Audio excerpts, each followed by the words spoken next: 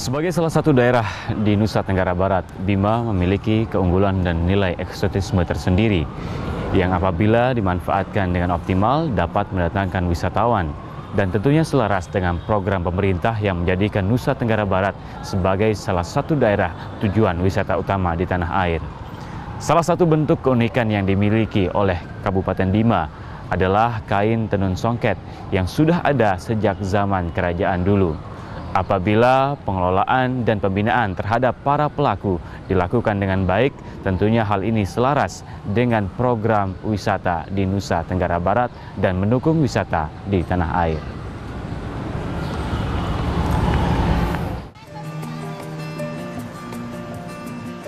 Beberapa daerah di Indonesia memiliki kain dengan ciri khas tersendiri. Bima, Nusa Tenggara Barat memiliki kain tenun tradisional turun-temurun yang sudah ada sejak zaman kerajaan. Kain tenun Bima memiliki beragam motif dan warna. Masyarakat Bima mengakui bahwa kain tenun Bima sangat cocok dipakai di segala cuaca, baik cuaca panas maupun cuaca dingin.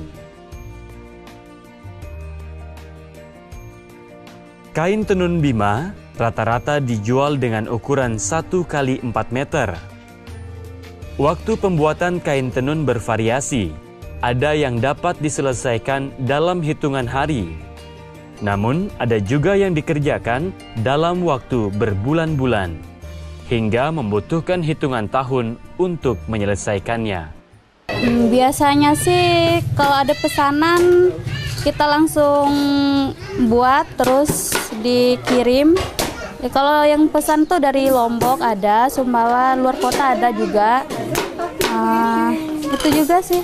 Yang paling banyak dicari yang apa? Yang paling banyak dicari nggoli. Nggolinya tuh permintaan dari Dompu paling banyak gitu. Kalau mesrais ada sih 1-2 kalau pesanan. Pesanan juga dari kantor, sekolah ada.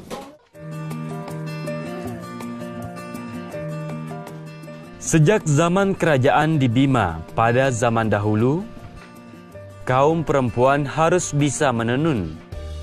Kebiasaan ini diwariskan secara turun-temurun hingga saat ini. Banyak para penenun kain Bima merupakan anak-anak. Mereka menenun hanya pada saat waktu luang usai kegiatan belajar di sekolah.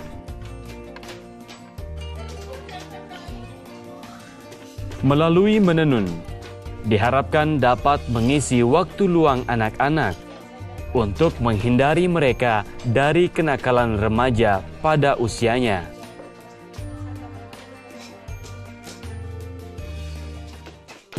Ya biar nggak salah pergaulan aja. Suka juga sih nenunnya, hobi tuh, berbantu-bantu orang tua. Ya, tuh. Terus hasil jualan ini dipakai untuk apa? Untuk keperluan sekolah. Keperluan sekolah, buku, tas, atau biasa buat keperluan sendiri-sendiri juga. Kain tenun Bima merupakan kebanggaan masyarakat Bima.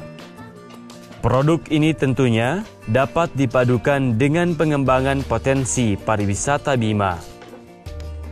Kain tenun Bima dapat menjadi cenderamata maupun ikon dari Bima untuk mendukung kemajuan pariwisata yang tentunya dapat berdampak terhadap penguatan ekonomi masyarakat yang terlibat secara langsung terhadap pembuatan kain tenun Bima.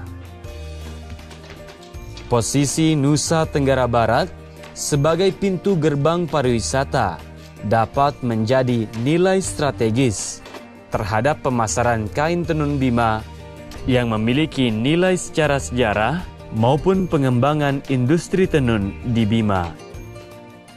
Memberikan pelayanan kepada para turis baik yang datang lokal maupun yang internasional. Kenapa ini penting sekali?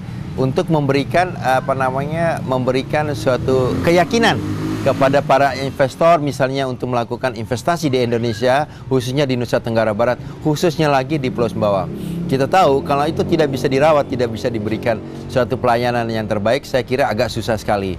Turisnya susah datang, investasi tidak berkembang, sehingga stuck gitu, berjalan seperti itu, dan tidak kita bisa manfaatkan. Nilai eksotisme Bima dan keunggulan potensi daerah maupun masyarakatnya dapat dimanfaatkan sebesar-besarnya untuk kemakmuran masyarakat. Namun, dibutuhkan keterlibatan semua pihak untuk mendukung kemajuan daerah. Karena apabila hanya mengandalkan peran pemerintah daerah semata, tidak akan dapat berjalan dengan optimal.